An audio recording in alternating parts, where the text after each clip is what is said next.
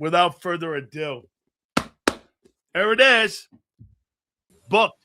One of the best bookmakers there is in the. Am I allowed to say that? Bookmakers? Say whatever you want. Just don't call me late for dinner. I don't care. How you doing there? There it is. How you doing? Here he is, the Philly Godfather. He joins us now. How you doing, brother? Good. Just to make it official, I'm not a bookie. I just place wagers on sports. I invest in the market. In case anyone's listening. And next thing you know, we got people outside knocking on the door with some paperwork. Hold on here. Have you ever been a bookie? Yeah, back in the late 80s, early 90s, I had one of the biggest books on the East Coast. And then I teamed up with some guys out in Vegas, and they showed me a better way. I mean, and I didn't have to break the law. Placing a wager has always been legal. Taking bets back then was illegal, even though in Pennsylvania it was a slap in the wrist. Jersey was a felony. Anywhere where they had gambling was a felony. But, no bookmaking for about 30 years, in case statute of limitations are still hovering around. Okay, so I had a guy by the name of Six Fingers Luigi told me he used to go and he used to go and get guys, and somehow he was related to me. And so, he'd always do this. And you tell me, maybe you know, Philly Godfather, what this means. He's like, and he goes, I go, why are you always tapping you? He goes, the guy's got 5 minutes to pay me, or you see the hole? Hey, being a bookie, though, right? That's a rough business, being a bookie, isn't it? It used to be a lot easier. It was very lucrative. Back then, the mob controlled everything. There were big edge houses. You either edged into somebody, or you got to knock on the door. But they controlled it, and they let people wager. These days, there's not too many bookmakers left on the street. The big conglomerates like DraftKings, FanDuel, BetMGM, they've taken over the whole market. And it's a little oversaturated, but it is what it is. Things change, and you got to change with the times, man. So. Why do you think crime stories are still today one of the most read, watched? I mean, I watched Scarface last night. Why do you think it's like these are some of the most compelling, books and stories that Americans like? Is it what they think the glamour is of it? Because I don't think being locked up in Yuma is a lot of glamour. I don't think there's a lot of glamour to this here. Why do you think it's so attracted to people? Well, there's so many feelings involved. There's so many highs and lows, and you see people rise from the ashes, from the poorest parts of the country, and there's an opportunity to make it. And something always happens that at the end that screws everything up. And no matter how great your plan is, the average criminal has about a 4-year lifespan before he gets locked up or killed. So, it's a lot of dreaming, guys that come up from nothing, guys from the street. There's a lot of action. There's a lot of death-defying moments.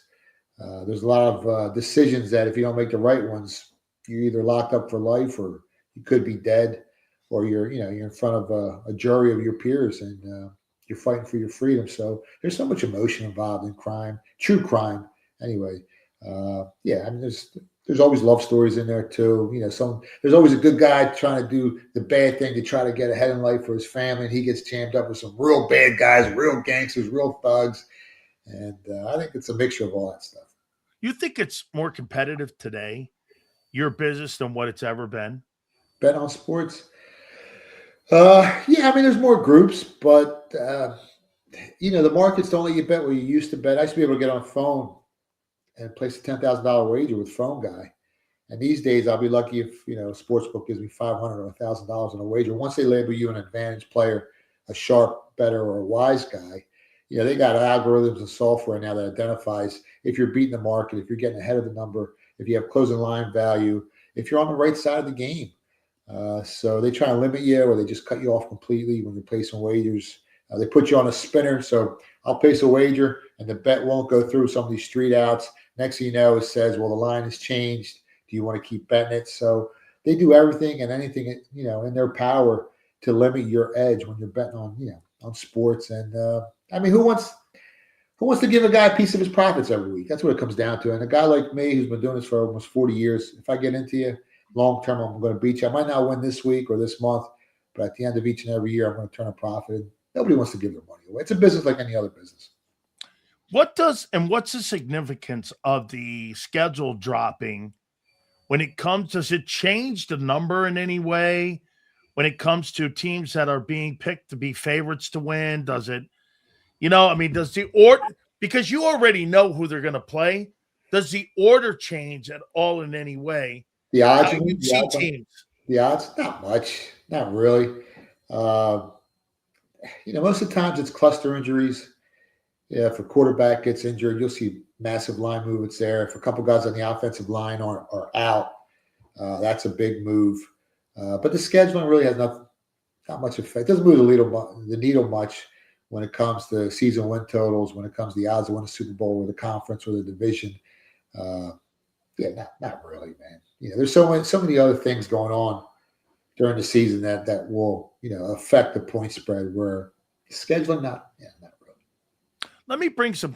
What do you think of the Patriots this coming season? What kind of odds you give the Patriots this year to win the Super Bowl this year? Coming off and going back, what do you think? They drop a lot? No, I mean they got better odds than they did before the season started last year, but they're right around where the Eagles are, 16-1 or 17-1. Last year they won 14 games on the season. This year their projected season win total set at 9.5. So that's a little bit of a predictive indicator where the bookmakers don't think they're going to be as lucky. I think they were ranked number 1 in luck ratio last year. They were one of the healthiest teams in the NFL when it comes to games adjusted loss to injury. I think it was Seattle, the Patriots, and the Eagles were the 3 healthiest teams in the league last season. They had an average health score of +8 against their opponents each and every week, so that was big. Vrabel, all the stuff going on with him, which I really don't give a shit about. I don't know why everyone's making such a big fuss about it. Listen, everyone's made mistakes in their lives, and it would have been a lot easier if he just came out and admitted it. You think it's overboard? You think it's gone overboard? It's way too saturated. Come on, man. They played it to death. But I still think it's going to linger in the locker room. Yeah. I think they're going to ramp it up during the season. And listen, there's some real good guys out there that are very religious and, it might bother them a little bit. But at the end of the day, it's a football locker room. Teams are there to win. But there's other factors that are probably going to hurt the Patriots a lot more than Mike Vrabel. I mean, he's a great coach, one of my favorite coaches. I talked about it before the Patriots got him. Loved him when he was on the Titans. When you look at his second half adjustments, he was one of the best in the NFL with Tennessee, and he's done an amazing job with the Patriots. So do they win the division? I don't think so. I think they're going to have a hard time winning 10 games. I wouldn't bet the over 9.5 wins. If anything, I'd probably look to go under 10. But again, it's hard to repeat 14 wins on the season, being so lucky, catching all the teams when they're banged up throughout the year. And, even in the playoffs, they got lucky with the Broncos when they faced the Broncos. And, that offensive line really hasn't gotten much better. They gave up, I don't know how many sacks in the playoffs, 20 or 25 sacks. I forget what it was. And then you saw them get exposed in the Super Bowl. What about the addition of AJ, them adding AJ to that? Does that up their value a little bit?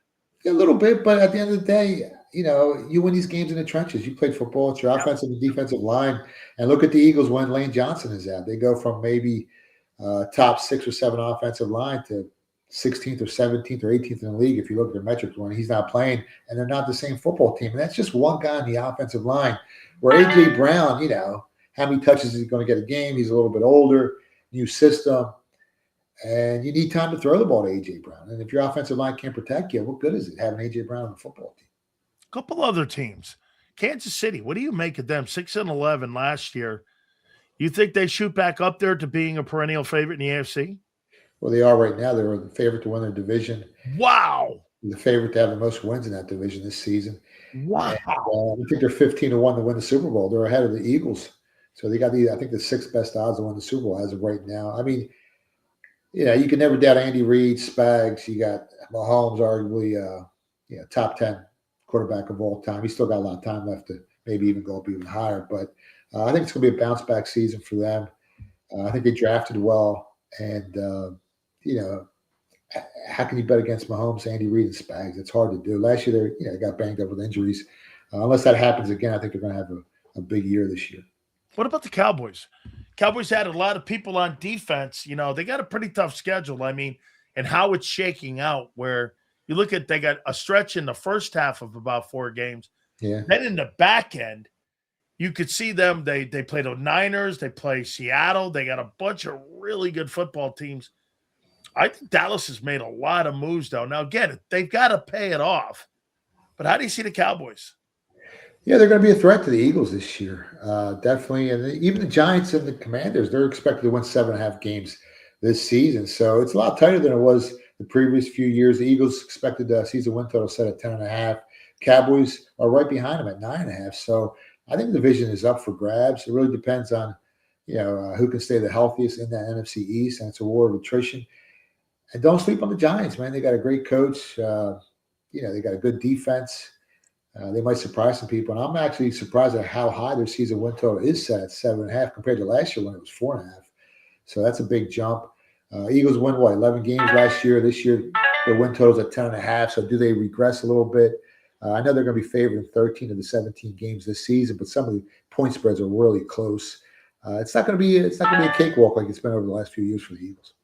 How about the Bears? You think they kind of stay in there now? The two things now, too. Going into like, by the way, June 1 is coming up in a couple weeks. That means a 90-man roster. You ready for this? We're 70 days until the start of training camp. We're 100 days, 110 days until the start of the season. So we're right here now. I mean, do you think the NFC North and the NFC West, those are the two best divisions, in my opinion, in football? Maybe you could throw the AFC West in that conversation as well. Chicago, I mean, that's a pretty tough division. Every team was over 500 a year ago. Even the Lions finished in last place. They're probably going to have a lighter schedule this year. How do you see the Bears this year? I mean, their expected win totals at 9.5. Last year they won 11 games.